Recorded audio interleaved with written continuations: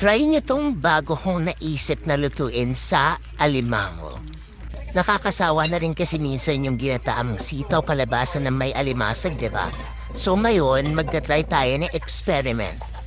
So sa pan, painit lang ako ng mantika, tapos nilagyan ko ng mga, yung isang suklob ng bawang.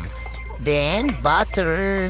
Hinayaan ko muna siyang mag-golden brown. So, na golden brown na, nilagyan ko siya ng chili.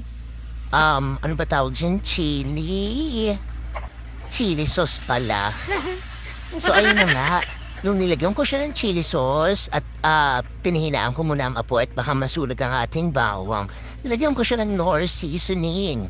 Knorr, pagka naman. Okay? After noon, nilagyan ko din siya ng oyster sauce. Ayan, nilagdagan ko kasi parang kulang eh. 'Di ba? Okay na yung, sakto lang. Huwag yung kulang. Lagyan ko din ng siling pula, 'di ba? Para may sipa. 'Di ba? Dapat sumisipa sa atin pag kinakain natin yan. And then, lagyan mo din siya ng Kewpie, Japanese mayo, kahit anong mayonnaise na meron pa rin dyan sa bahay, pwedeng-pwede yan. Ayan na nga, nakuha na natin yung consistency. Nakuha na natin yung consistency ng ating sauce. Nilagay ko na yung mga tataba ng ating mga alimasag. Diba?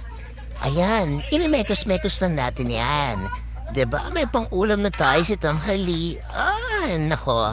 Sinasabi ko sa inyo guys, magugustuhan to ng inyong pamilya, ng inyong mga kasabayang kumain. Dahil, promise, dahil nakakasawa na yung mga, yung may mga gata-gata, itry nyo to.